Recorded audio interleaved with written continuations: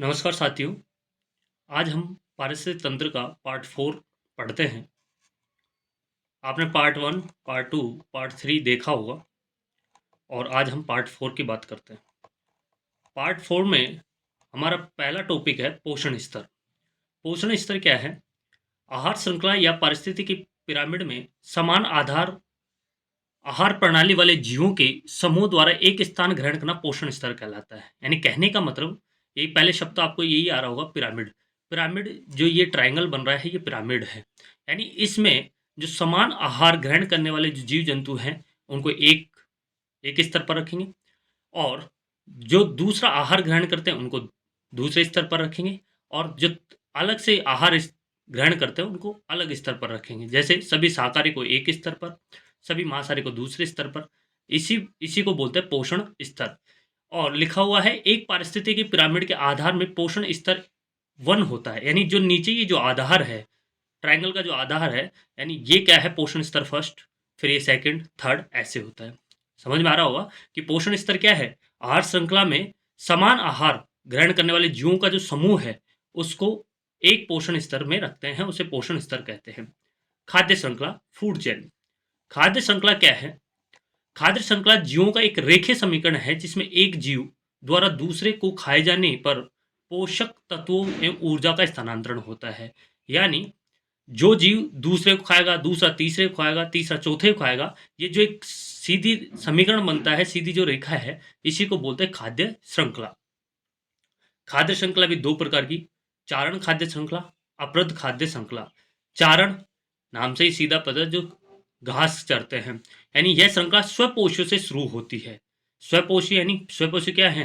हरे पेड़ पौधे, घास। घास को खाएगा कौन? टिड्डा। टिड्डे को कौन खाएगा? मेंढक। मेंढक को खाए सांप, और सांप को बाज। ऐसे समझ में आ रहा होगा आपको कि यानी ये जो घास से टिड्डा, टिड्डा से मेंढक, मेंढक से सांप, सांप से बाज, ये जो है, ये जो चैन बन रही है, इसी को बोलते हैं खाद्य श्रृंखला। यानी चारण खाद्य श्रृंखला कहाँ से स्टार्ट होगी? स्वपोषण से स्टार्ट होती है। अपृद खाद्य श्रृंखला, अपृद खाद्य श्रृंखला क्या है? यह श्रृंखला मृत कार्बनिक पदार्थों से शुरू होती है। यानी मृत कार्बनिक पदार्थ, कोई भी जंतु या पेड़ पौधा मर चुका है, उसको खाया वुडलाउज ने, फिर उसको ब्लैक बर्ड ने, और फिर इसी तरह आगे हुआ। यानी मृत कार्बनिक पदार्थों को कौन खाए? सूक्ष्म जीव। और उन सूक्ष्म जीवों को, जैसे केचुआ, केचुआ को कौन खाया? मेंढक। मेंढक को खाता है सांप, सांप को खाएगा मोर। यानी ये जो चैन बन रही है, इसी को हम क्या बोलते हैं? खाद्य श्रृंखला। यानी खाद्य श्रृंखला हमने दो बात की, एक तो चारण खाद्य श्रृंखला जो कहाँ से स्टार्ट होगी? स्वपोषों से। और एक एक कहाँ से स्टार्ट होगी? अपृत खाद्य श्रृंखला जो कहाँ से स्टार्ट होगी? मृत कार्बनिक पदार्थों से। ये दो बात हमने की। अब हम बात करते हैं खाद्य जाल, फूड वेब।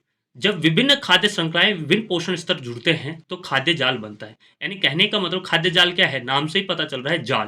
यानी जब दो या दो से अधिक खाद्य श्रृंखलाएं आपस में मिल जाएंगी तो उसे बोलते हैं खाद्य जाल। खाद्य जाल जितना जटिल और विविधपूर्ण होगा, पारिस्थितिक तंत्र उतना ही स्थायी और संतुलित होगा। याद रखेंगे कि जो खाद्य जाल जितना ही कॉम्प्लिकेटेड होगा या विविधतापूर्ण होगा, पारिस्थितिक तंत्र उतना ही स्थायी और संतुलित होता है। यह आप याद रखेंगे। खाद्य जाल, जैसे मैंने आगे आपको चार्ट समझा रहा हूँ, कि जैसे हरे पेड़ पौधे हैं, हरे पेड़ पौधों को बकरी ने खाया, बकरी को सियार ने खाया, सियार को शेर ने खाया, और शेर की डेथ हो गई तो उसको फिर कवक खाए, और फिर वो मिट्टी में सूक्ष्म जीवों के रूप में मिल चुका है, तो वो पोषक तत्वों को फिर वापस कौन ग्रहण करेंगे? हरे पेड़ पौधे। समझ में आ रही?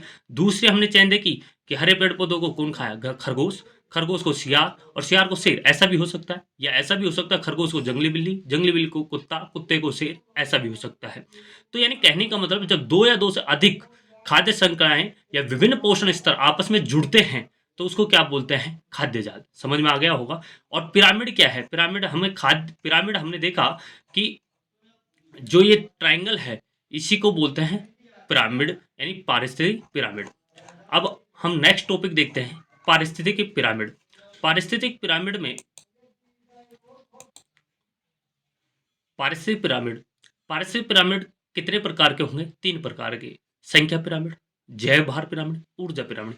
यदि ये नाम से ही आपको पता चल जाएगा कि संख्या जो संख्या के आधार पर होते हैं, जैव भार जो जैव भार के आधार पर होंगे, ऊर्जा पिरामिड ऊर्जा के आधार पर। यानी पहले हम पढ़ते हैं संख्या पिरामिड। संख्या पिरामिड में क्या होता है, इसमें प्राथमिक उत्पादकों और विभिन्न पोषण स्तरों के उपभोक्ताओं की संख्याओं के बीच संबंध दर्शाया जाता है। यानी कहने का मतलब ये संख्याओं पर निर्भर करेगा। जैसे यहाँ लिखा हुआ है, यह पिरामिड सीधा होता है और सीधा किसका होगा, घास का मैदान हो या तालाब। यानी घास का मैदान कि जैसे कोई घास के हरे पेड़ पौधे हैं और उनको खाएगी, जितने होंगे उनको खाएगी कौन, बकरी। तो यदि मान लिया हमने 100 घास के पौधे हैं, उनको कितनी बकरियां खा सकती, मान लिया 5 बकरियां खाई, और 5 बकरियों को पूरे जीवन काल में कौन खा सकता है, कि एक शेर खा जाएगा। तो ये क्या होगा कि सीधा पिरामिड होगा, यानी ट्रायंगल जो हमारा होगा वो कैसा होगा, सीधा। और जैसे मैं यहाँ पर लिख रहा है कि जैसे घास के मैदान है, घास का मैदान है, इस घास के मैदान में ये बहुत ज़्यादा घास के पौधे हैं और इन घास के पौधों को इन 3 बकरियों ने खाया पूरे जीवन काल में, और इन 3 बकरियों को कौन खाएगा, एक शेर खा जाएगा। तो ये पिरामिड, संख्या पिरामिड क्या होगा, ये हमेशा सीधा होगा। लेकिन इसका एक अपवाद है कि वृक्ष का जो पारिस्थितिकी तंत्र में जो संख्या पिरामिड है उल्टा बनता है। कैसे, वृक्ष एक रहा, उस वृक्ष पर वृक्ष से ज़्यादा पक्षी बैठेंगे और उन पक्षियों को परजीवी हैं, वो उन पक्षियों से भी ज़्यादा उनको मरने पर उनको ग्रहण करेंगे। तो यानी ये उल्टा होगा, वृक्ष एक था, पक्षी उससे ज़्यादा हुए, परजीवी उनसे भी ज़्यादा हुए। तो ये संख्या पिरामिड ये किस पर निर्भर करता है, संख्या पर। तो संख्या पिरामिड में किस पर, पोषण स्तर के उपभोक्ताओं की संख्या के बीच संबंध दर्शाया जाता है। संख्या पिरामिड में समझ में आ गया। और इसमें जो अपवाद है वो याद रखना है कि वृक्ष का जो संख्या पिरामिड है वो उल्टा होता है, और बाकी घास का मैदान हो, तालाब हो, और उस वो उनका संख्या पिरामिड क्या होता है, सीधा होता है। तालाब में छोटी छोटी मछलियां होंगी, उन छोटी छोटी मछलियों को जिनकी संख्या है उनसे कम संख्या वाले बड़ी मछलियां खाएंगी, और बाद में उससे भी बड़ी जो मछली है वो कम होंगी। तो ये संख्या पिरामिड होता है। जैव भार पिरामिड, जैव भार पिरामिड क्या होता है, पहले तो हम पढ़ते हैं जैव भार क्या होता है। कि जैव भार होता है किसी जीवित प्राणी में उपलब्ध कार्बनिक पदार्थों का कुल शुष्क भार, ड्राई वेट ही उसका जैव भार कहलाता है। यानी कोई भी जीव जंतु है और उसको हमने मरने पर सुखा लिया तो उसका जो वेट बनता है, शुष्क भार, वही क्या कहलाता है, जैव भार। समझ में आ गया होगा आपको। कोई पेड़ है, गीला है, वो सूख गया, सूखने पर उसका जो वेट आता है उसी को हम क्या बोलते हैं, जैव भार। इसमें संख्या के स्थान पर जैव भार को सम्मिलित किया जाता है। संख्या पिरामिड में संख्या को और जैव भार पिरामिड में जैव भार को सम्मिलित किया जाता है। तो स्थलीय पिरामिड सीधा होता है, याद रखेंगे कि जैव भार पिरामिड में जो स्थलीय पिरामिड होता है वो तो सीधा होता है, लेकिन जो जलीय पिरामिड होता है वो क्या होगा, वो क्या होगा, उल्टा होगा। सॉरी, जलीय पारितंत्र या जलीय पारिस्थितिक तंत्र है उसका जैव भार पिरामिड क्या होता है, उल्टा होता है। ये आपको समझ में आ गया होगा कि जैसे हम यहाँ से देखें, ये घास है और इस घास को सुखाएं तो सुखाएं, और ये 3 बकरियां हैं इनको सुखाएं, और एक शेर है, तो बताइए सबसे ज्यादा वेट किसका होगा, घास का। फिर उसका किसका होगा, बकरी का। फिर उससे सबसे ज्यादा किसका होगा, घास का। घास से कम किसका होगा, बकरी का। और फिर एक शेर खा रहा है तो फिर शेर का। यानी इसलिए पारितंत्र में या स्थलीय पारितंत्र का जो जैवभार पिरामिड है वो हमेशा सीधा होगा, और जलीय पारितंत्र में यही जैवभार पिरामिड उल्टा होगा। हमने देखा संख्या पिरामिड, संख्या पिरामिड में घास का मैदान या तालाब, इसका जो संख्या पिरामिड होता है वो सीधा होता है। लेकिन जैवभार पिरामिड में हम बात करें, जो स्थलीय पारितंत्र है वो तो सीधा, और जलीय पारितंत्र में उल्टा। और यहाँ पर हमने एक देखा था संख्या पिरामिड में जो वृक्ष का जो संख्या पिरामिड है वो उल्टा होता है। तो ये आपने याद समझ लिया हुआ। एक अब हम देखते हैं तीसरा, ऊर्जा पिरामिड। ऊर्जा पिरामिड, हमने ऊर्जा स्थानांतरण का नियम पढ़ा था लिंडमैन का, और उन्होंने कहा था कि ऊर्जा का एक पोषण स्तर से दूसरे पोषण स्तर पर ह्रास होता है, यानी कमी होगी, हानि होगी। तो एक पोषण स्तर से दूसरे पोषण स्तर पर कितने प्रतिशत ऊर्जा पहुंच सकती है, अधिकतम 10%। यानी कहने का मतलब पहले के पास 100 है तो अगले के पास कितनी जाएगी, 10%। उसके बाद में कितनी जाएगी, 1%। यानी जितनी है उसका 10% आगे पहुंचते हैं। यानी ऊर्जा का क्या हो रहा है, ह्रास हो रहा है, कमी हो रही, हानि हो रही है।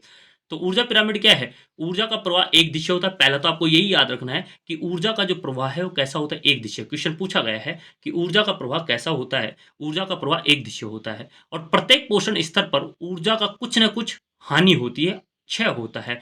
तो अतः ऊर्जा पिरामिड क्या होंगे, सदैव सीधा होंगे। इस वर्ड को याद रखेंगे, कैसे, सदैव, सदैव सीधा होंगे। ये इसमें कोई अपवाद नहीं है। और हमने देखा था लिंडमैन का नियम कि ऊर्जा का स्थानांतरण अधिकतम कितना होता है एक पोषण स्तर से दूसरे पोषण स्तर पर, केवल 10% होता है।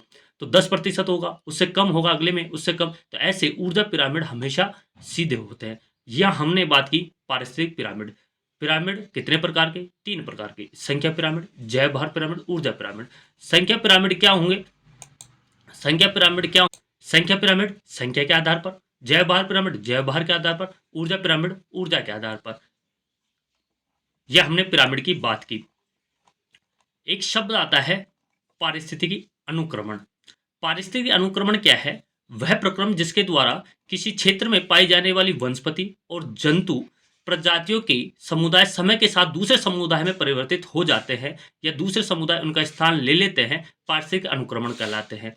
यानी पारिस्थितिक अनुक्रमण ये कहलाते हैं कि यदि एक पहले से कोई तालाब है, उसमें एक विशिष्ट प्रकार की मछलियाँ पाई जाती हैं और उन विशिष्ट मछलियों में कोई और दूसरी प्रजाति की हम मछलियाँ लाके डाल देते हैं, तो वो जो दूसरी जो प्रजाति की मछलियाँ हैं, वो पहली प्रजाति की मछलियों को विलुप्त कर देती हैं।